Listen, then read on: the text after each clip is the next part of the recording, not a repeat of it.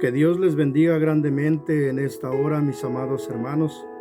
Quiero compartir con ustedes una reflexión que va a ser de gran bendición para sus vidas. Vamos a leer en el Evangelio de San Juan, en el capítulo 14, el verso 25 y 26. Dice la palabra de nuestro Dios: Os he dicho estas cosas estando con vosotros, mas el Consolador, el Espíritu Santo, a quien el Padre enviará en mi nombre, Él os enseñará todas las cosas y os recordará todo lo que yo os he dicho.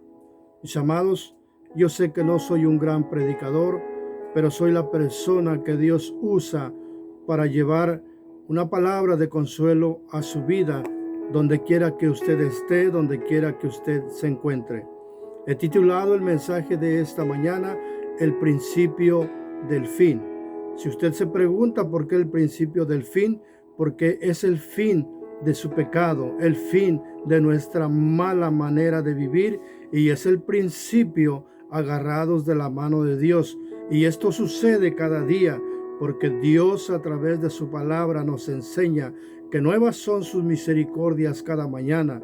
Y entonces cada mañana tenemos la oportunidad de buscarle y de seguir adelante buscando de su presencia. Y el único que puede recordarnos hacer todo esto y enseñarnos es el poderoso Espíritu Santo de Dios. Una de tantas cosas que el Espíritu Santo nos enseña y nos recuerda es que no todos somos hijos de Dios.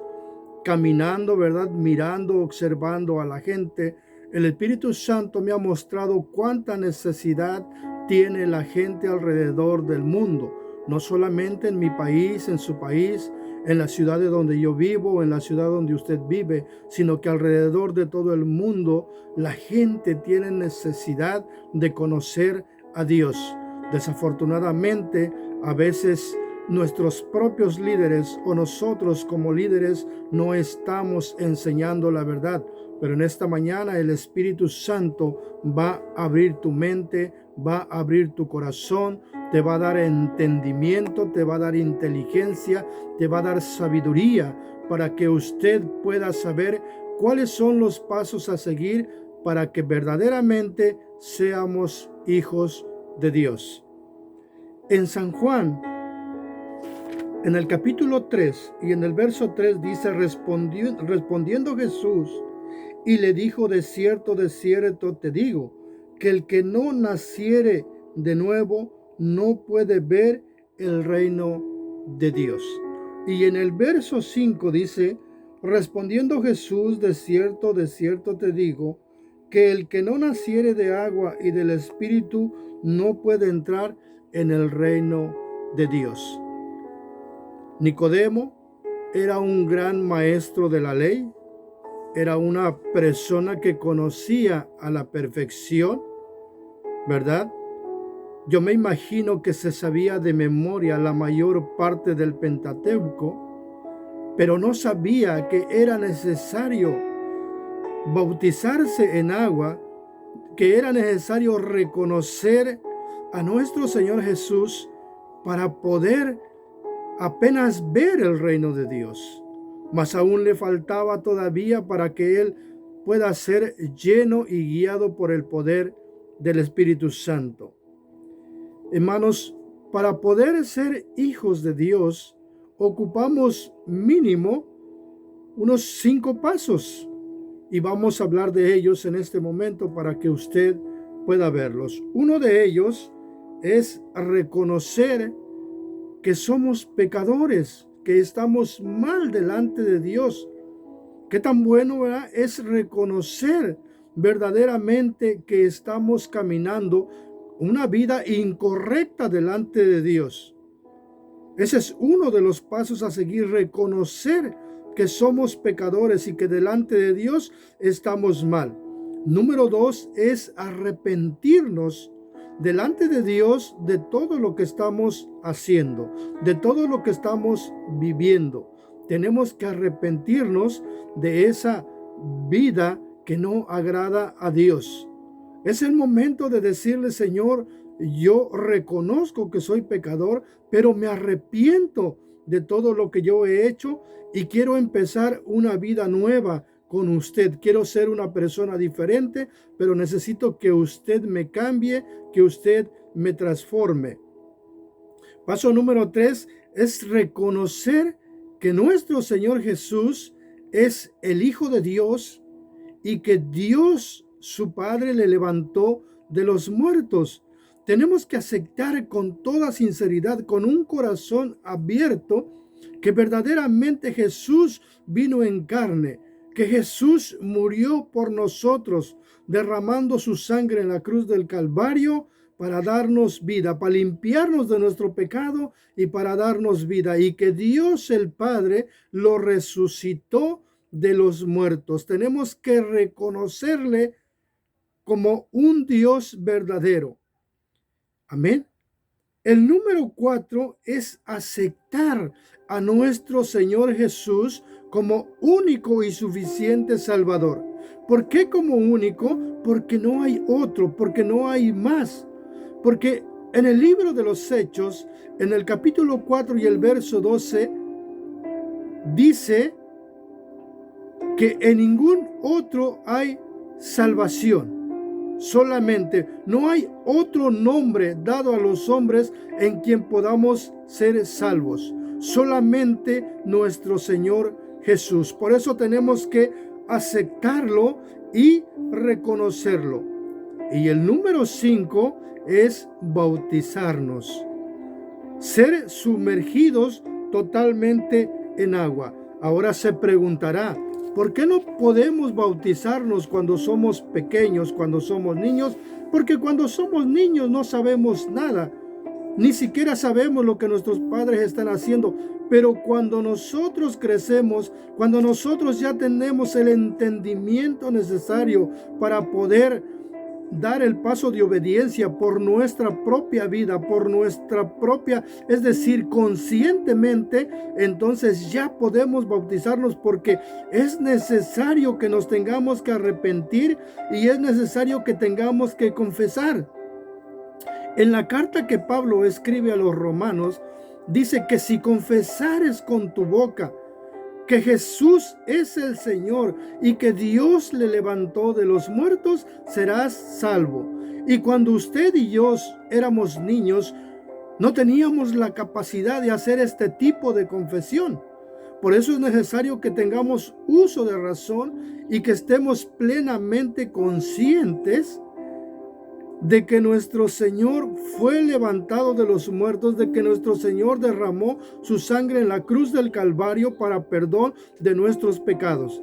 Entonces, cuando usted hace esta confesión diciendo, yo creo que verdaderamente Jesús es el Hijo de Dios y que Dios le levantó de los muertos, nosotros adquirimos salvación. Pero nos falta ese paso de obediencia. Número 5, que es bautizarnos. ¿Por qué tenemos que bautizarnos? Veamos en el Evangelio de San Mateo, en el capítulo 3, el verso 16 al 17, y dice, y Jesús, después que fue bautizado, subió luego del agua, y he aquí los cielos fueron abiertos, y vio al Espíritu de Dios que descendía como paloma y venía sobre él.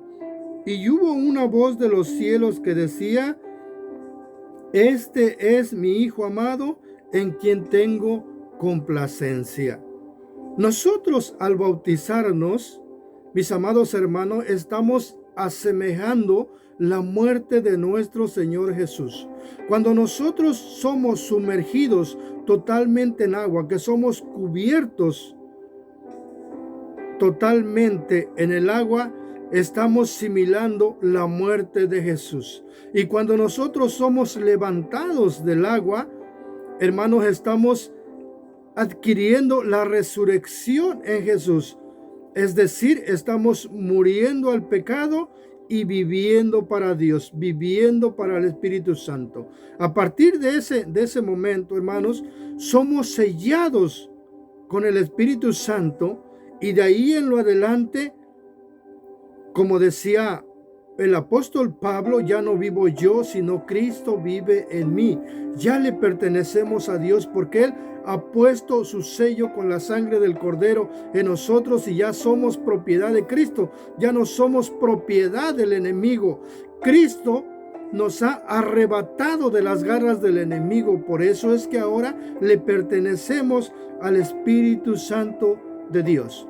Hay una cosa que muchos han olvidado, y eso es que en 2 de Timoteo, en el capítulo 3 y el verso 16 y 17, dice que toda la escritura es inspirada por Dios.